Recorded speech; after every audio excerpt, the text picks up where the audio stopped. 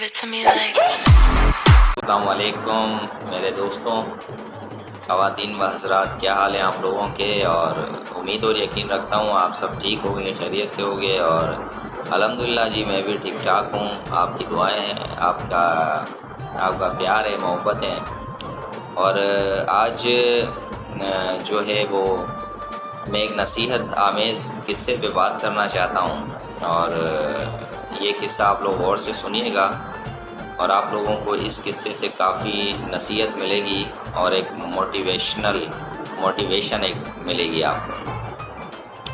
تو جی قصہ یہ ہے کہ ایک دفعہ کا ذکر ہے، اور ایک دفعہ کا ذکر ہے کہ ایک بزرگ، جسے آپ اللہ کا ولی کہہ سکتے ہیں، اللہ کا دوست کہہ سکتے ہیں، اور پیر فقیر کہہ سکتے ہیں، یا آپ اسے جو ہے مولوی کہہ سکتے ہیں، اور ہندو مذاہب میں آپ پنڈت اسے کہہ سکتے ہیں، اور کرسچنوں کے مذاہب میں آپ اسے جو ہے وہ پادری کہہ سکتے ہیں۔ تو جی جو بھی آپ اس کو نام دیں، تو ایک بزرگ سے میں یہ نام کروں گا۔ تو وہ بزرگ جو تھے وہ اپنے ایک مرید کے ساتھ یا اپنے ایک شاگرد کے ساتھ گھوڑے پہ جا رہے تھے۔ تو جب وہ بازار میں پہنچے، چوراہے پہ ایک بازار میں پہنچے، تو غالباً وہ مصر کا بازار تھا یا شام کا بازار تھا۔ تو وہاں پہ جب وہ پہنچے تو وہاں پہ لوگوں نے دیکھ کے اور انہیں جو ہے نا مذاق کرنے لگے کہ یہ دیکھو جعلی پیر آ رہا ہے، یہ دیکھو گھوڑے کے اوپر گدھا بیٹھ کے آ رہا ہے۔ ان لوگوں نے انہیں اچھے لقاب سے بھی نوازا کہ یہ دیکھو اچھے بزرگ آ رہے ہیں، یہ دیکھیں شیخ صاحب آ رہے ہیں، یہ دیکھیے پیر صاحب آ رہے ہیں۔ تو اب یہ باتیں لوگوں نے کہیں، تو ان کا جو مرید تھا، جو اس گھوڑے کے آگے گھوڑا چلا رہا تھا، اس کی نال پکڑی ہوئی تھی، تو وہ غصے کے اندر آ گیا۔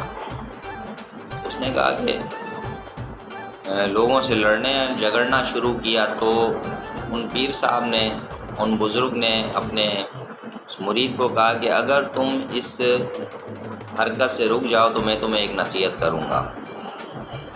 تو وہ مرید جو تھے وہ رک گئے۔ وہاں سے نکل کے وہ اپنے حجرے پہ پہنچ گئے۔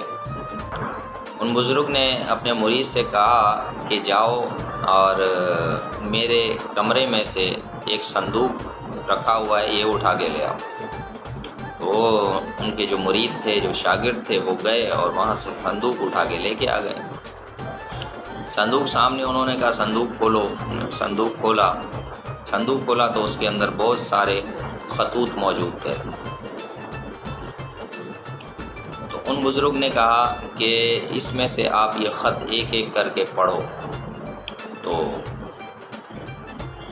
انہوں نے جب خط پڑھنا شروع کیا تو کسی نے ان کو شیخ کا لقب دیا ہوا تھا، کسی نے ان کو جناب کا لقب سے پکارا ہوا تھا، کسی نے ان کو سائیں کے لقب سے پکارا ہوا تھا، کسی نے ان کو جناب کے لقب سے پکارا تھا۔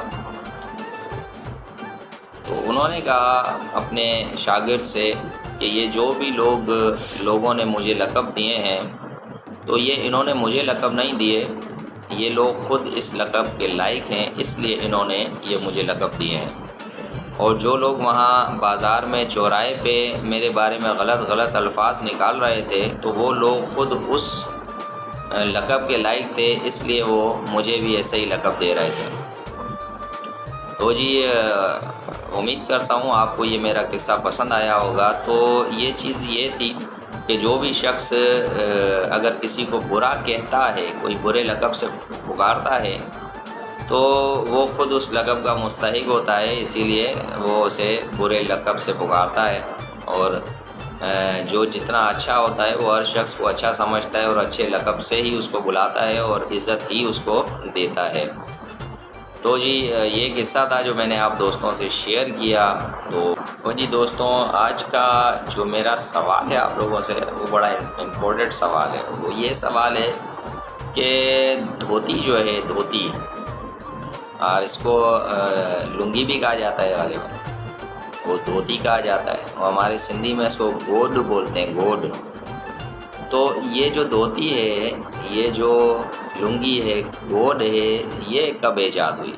اب آپ دوستوں نے مجھے یہ بتانا ہے کہ یہ لنگی، گوڈ، دھوتی، یہ جو دھوتی ہے یہ جو ہے وہ کب ایجاد ہوئی، کس نے ایجاد کی؟